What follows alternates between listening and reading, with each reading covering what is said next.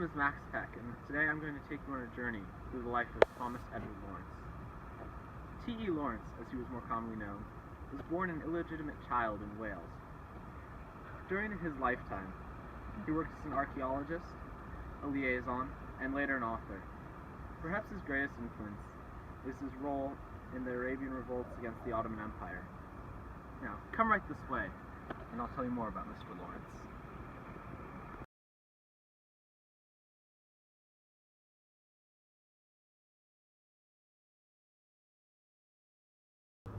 On August 16, 1888, T.E. Lawrence was born to an Anglo-Irish nobleman and an illegitimate Scottish governess.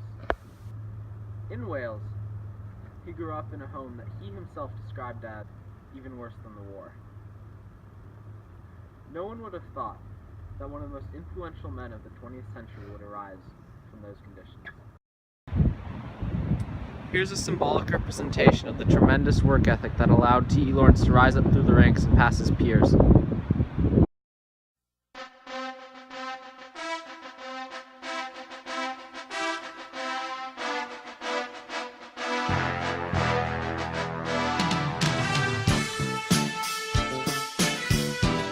Before his involvement with the Arabian revolutions against the Ottoman Empire, T.E. Lawrence graduated from Jesus College in Oxford with first-class honors.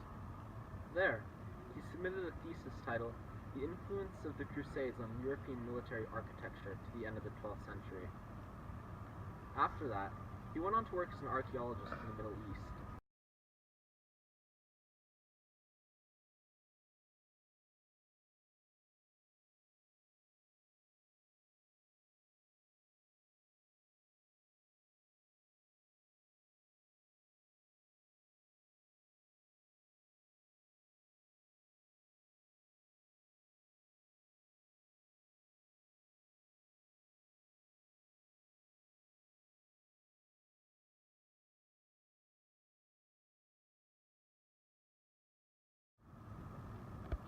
During World War I, T.E. Lawrence became involved with the Arabian revolts against the Ottoman Empire. The Battle of Aqaba was the first major battle that T.E. Lawrence played a role in. The battle took place on July 6, 1917. It was fought after the Egyptian Expeditionary Force, sent by a general, commander, and an advisor to Faisal, convinced the Auda Ibu Tayi to attack Aqaba after a failed attack by the Arabs of Medina. In the battle, Auda Ibu Tayi, T.E. Lawrence, 5,000 soldiers from the British Naval Force, and the Arabian Army won a very one-sided battle against 300 Ottoman Turks. After the victory, T.E. Lawrence was promoted to lieutenant colonel. Okay, so T.E. Lawrence, how are we going to take this scene? Well, the Turks, they want to tell us that we aren't good enough. But we are good enough. Yes, we are. And to prove we're better, we're going to go into battle today, and we're going to fight, and we're going to win! Woo! Yeah! Yeah! Alright, so how are we actually going to take this scene? Well, Aqaba lies in between two roads. And what we are going to do is we are going to take both of these roads surrounding the city. The Turks will then be forced to surrender to our superior strategies and military firepower. That makes sense.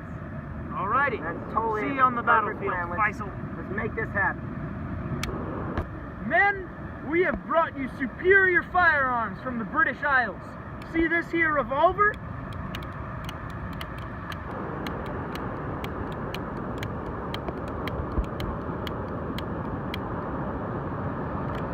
You never have to reload it. I surrender!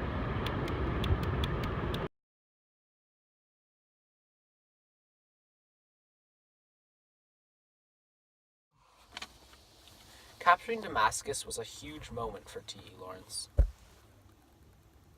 It took place after many previous battles, which chased the Ottoman soldiers towards Damascus in their eventual surrender.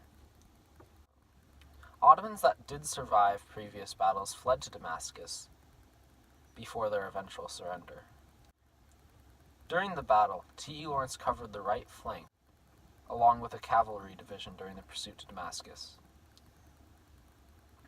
Lawrence tells of his entrance to Damascus and his parade through the streets in an armored car.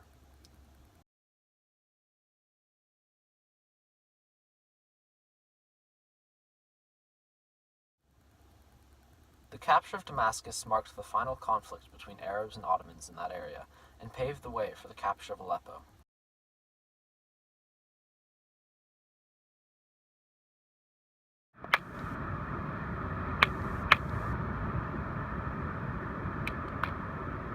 Hey. I'm here with T. Lawrence. I just wanted to ask you a few questions about the Battle of Damascus. All right, go right ahead. Yeah, I just wanted to know, what's it been like out here today? Well, it's been a tough battle. I personally haven't participated in it. I'm shooting at that stick to practice my aim. But we have achieved an Ottoman surrender after surrounding the city. Yeah? How'd you make that happen? How does it feel? Well, I was in charge of covering the flank and the cavalry units. We went around the city, and then we were able to close in on all sides. Personally, it feels incredible. We have finally driven these vile Turks out of the Arab homeland. Alright, that's good luck. Good to hear. Good luck. Thank you.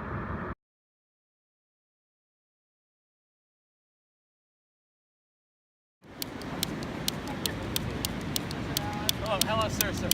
I'm here with an unnamed Turkish soldier, and I was just wondering, could I ask you what it's like to be absolutely destroyed here today? It sucks. We only shot 2 of them, and I Only think 2? all of us are going down. Do you have any insight as to what might have happened? They outnumbered us, and they came at us from both sides and surrounded. Thank you. Good luck.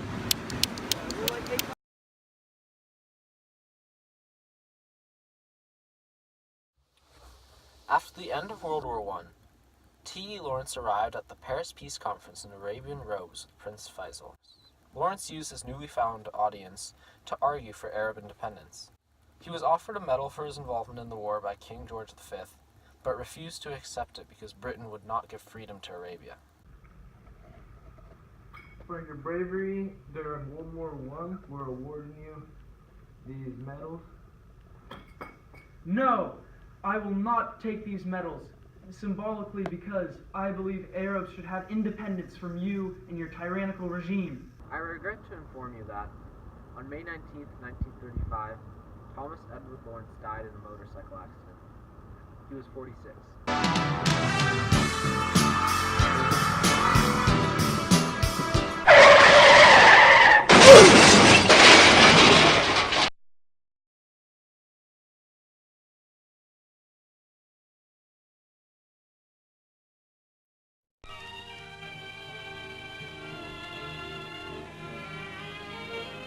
Lawrence of Arabia, national hero, passes.